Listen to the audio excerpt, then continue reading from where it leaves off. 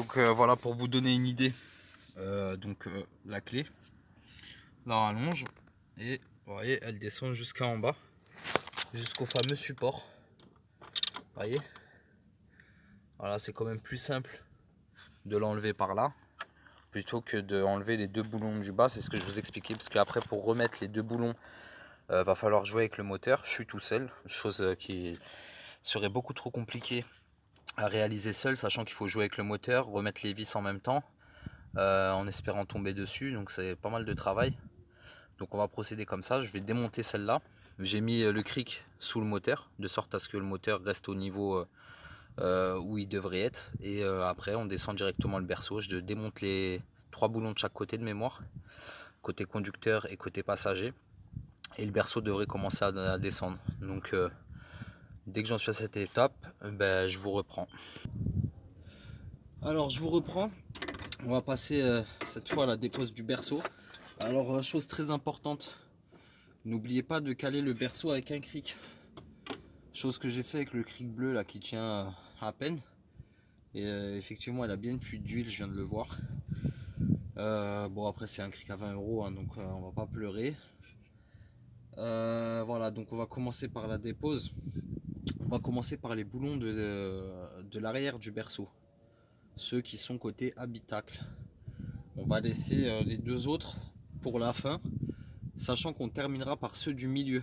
Donc on enlève ceux des extrémités et on finit par ceux du milieu, pardon. Voilà.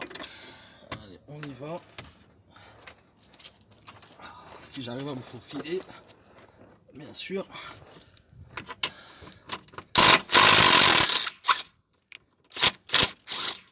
Chose aussi auquel il faut penser, n'enlevez pas forcément le boulon en entier. Bon, moi là je le fais, mais c'est comme vous voulez, mais le mieux c'est quand même, moi comme je finis par ceux du milieu, ça pose pas problème. Dans le cas où c'est que vous ne terminez pas par ceux du milieu, laissez-les quand même un peu en prise, comme ça vous les enlevez un par un, tout en maintenant le berceau. Voilà, moi comme j'ai mis un cric au milieu, bon normalement ça devrait le faire. Normalement, je dis bien.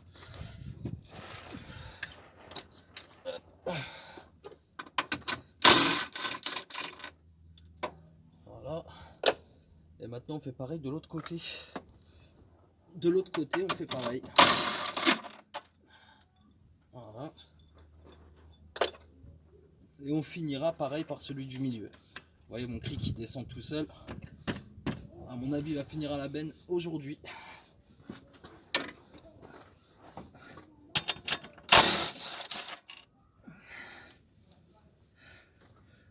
À noter que les boulons de derrière ils sont plus courts que ceux qu'il y a au centre du châssis. Voilà.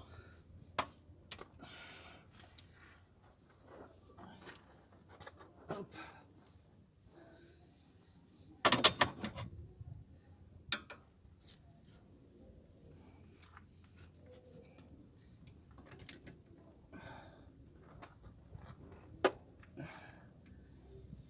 Et enfin on va finir par ceux du milieu, doucement, pour voir s'il n'y a rien qui descend en même temps. Faites bien attention à ça, vérifiez qu'il n'y ait pas quelque chose qui soit pris au moment où vous descendez votre berceau. Parce que là c'est le moyen pour tout foutre en l'air quoi.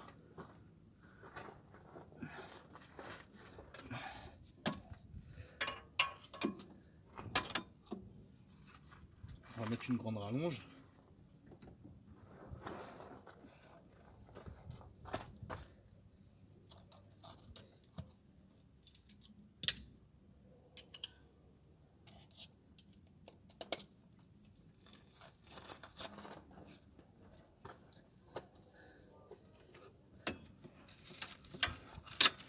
Hop.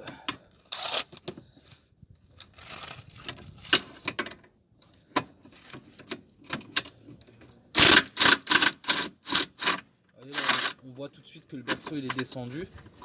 Ça s'est ressenti directement. Bon, maintenant c'est sympa, mais voilà. Le problème qui se passe avec les grosses clés à choc, c'est ce que je vous disais tout à l'heure. Là, je suis emmerdé pour la sortir. Voilà. Vous voyez, c'est le problème que je vous ai évoqué tout à l'heure. C'est qu'elles sont trop grandes et après, on est bloqué. Hop. On va faire pareil de l'autre côté.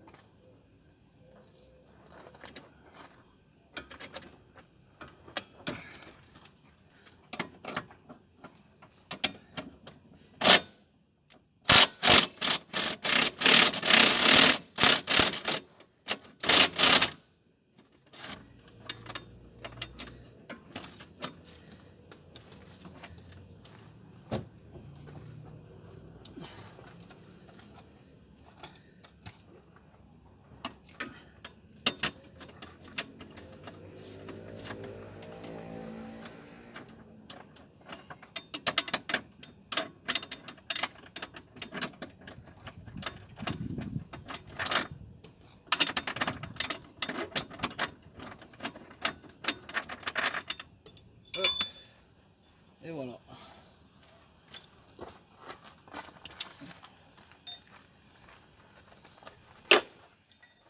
Donc là maintenant je vais procéder à l'abaissement du berceau en faisant bien gaffe que qu'il n'y ait rien qui le gêne quoi.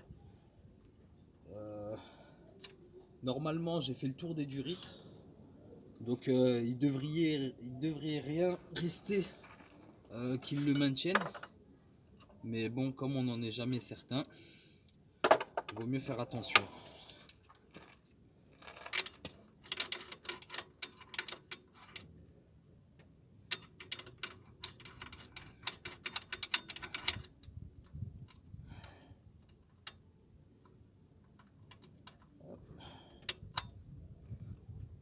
Voilà, j'avais refixé partiellement la barre anti-roulis pour pas qu'elle me gêne quand je passe en dessous de la voiture, etc. Donc maintenant on va procéder à l'abaissement, tout doucement et en veillant bien à ce qu'il n'y ait rien qui gêne. C'est parti.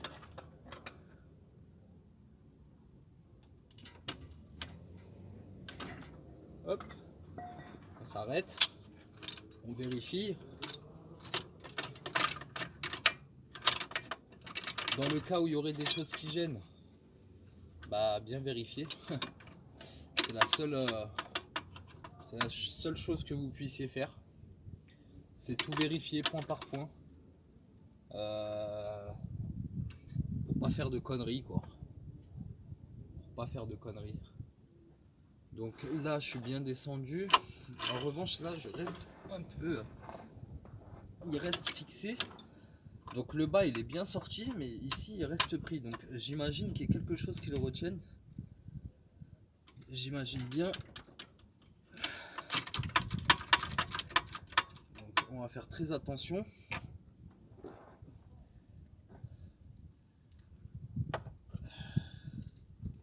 Pour ne pas tout foutre en l'air. Chose qui serait bien dommage.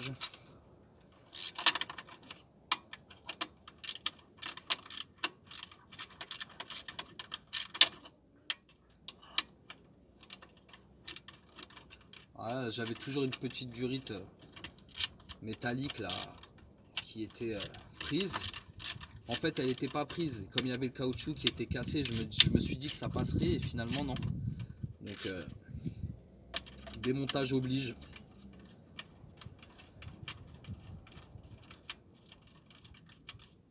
Hop.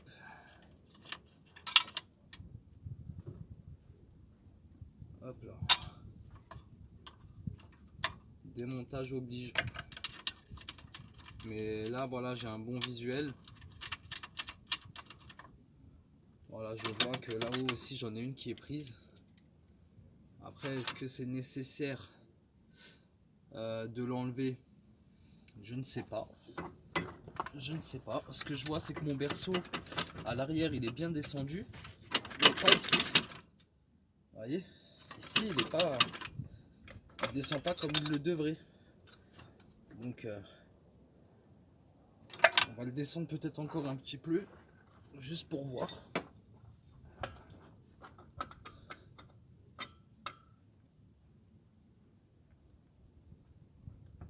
Vous voyez là mon cric il le tient même plus. Donc c'est qu'il y a quelque chose ailleurs qu'il le maintient. Reste à savoir où.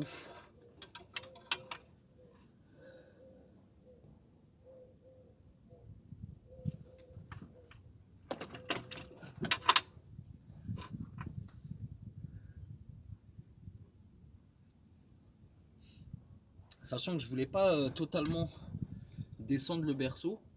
Parce que encore une fois je vous le répète, je suis tout seul, donc pour le remettre en place après, à mon avis ça va être folklore. Si vous voulez mon avis, ça va pas être très simple. Ça va pas être très simple.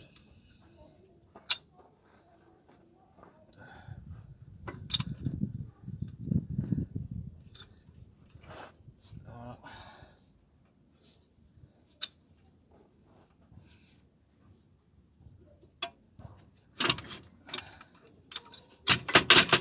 Là déjà j'arrive à mieux la bouger, ma crémaillère elle bouge mieux.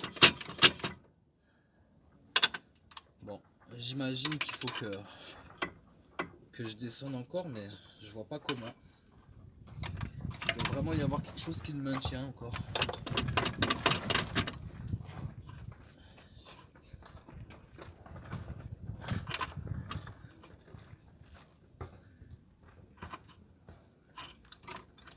Il y a quelque chose que je dois pas voir qui le maintient. C'est obligé.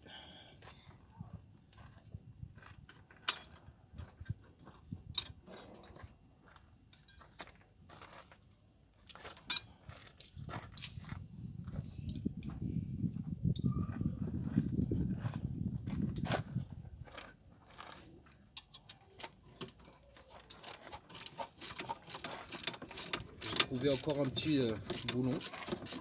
On va l'enlever, on verra. Qui ne tente rien à rien.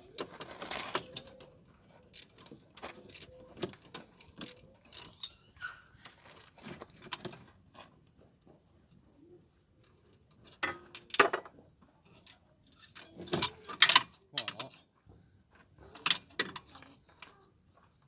Donc ça c'est enlevé. Et maintenant je vois sincèrement pas où est-ce que ça gêne, où est-ce que ça bloque.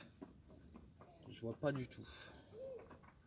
Je ne vois pas du tout.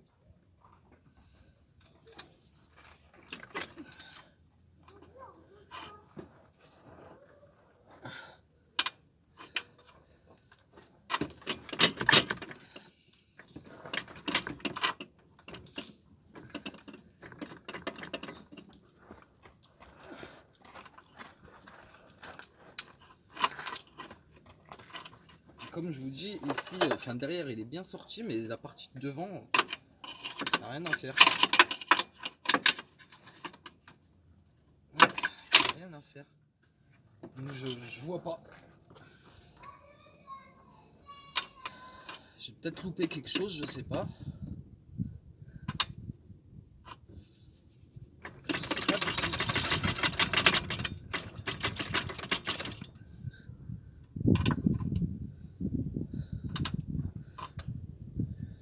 Je vais voir de l'autre côté comment ça se présente et... Ah d'accord, j'ai compris. Le berceau il rentre dans des tétons. Dans des tétons métalliques. En fait, je pense que en jouant avec lui, il faudrait que je le rééquilibre dans un premier temps. Donc je vais le remonter un peu.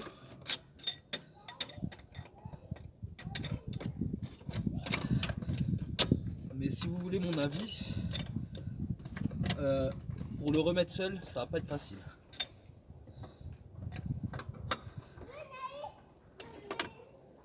Ça va pas être simple du tout.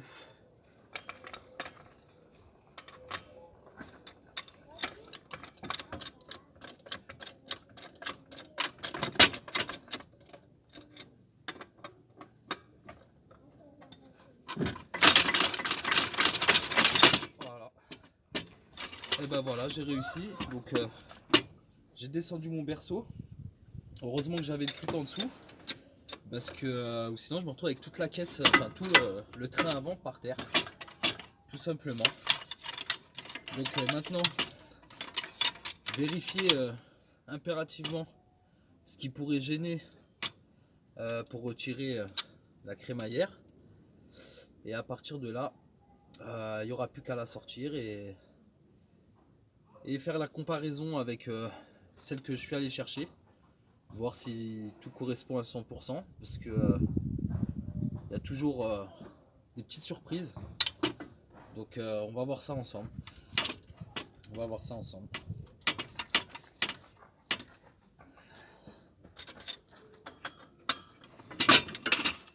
Hop.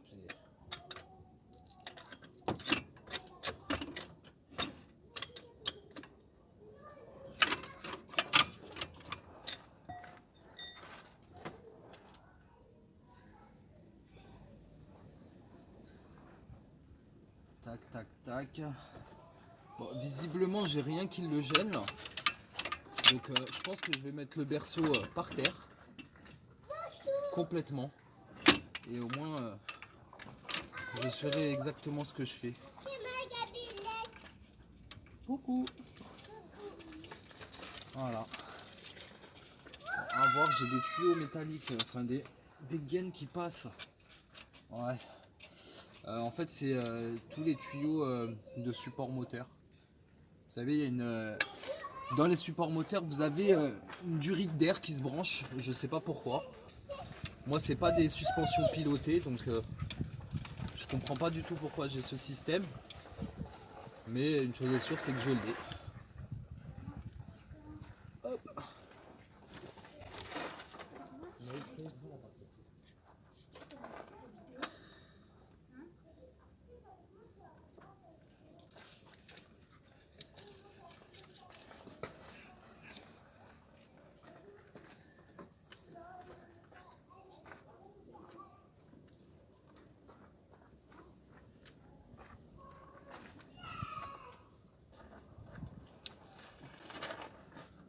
Hop.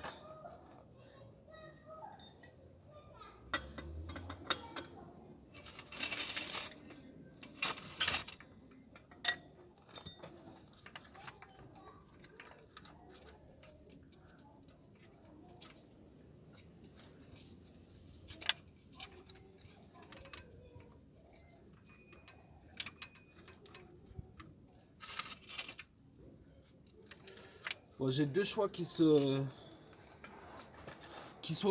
possibles pour enlever la fameuse durite. C'est de la déconnecter complètement d'en haut au niveau de la pompe à vide. Soit essayer de trouver un moyen pour la déconnecter vers ici, mais pour l'instant je vois pas. Je vais quand même rapprocher la caméra pour que vous puissiez voir. Hop.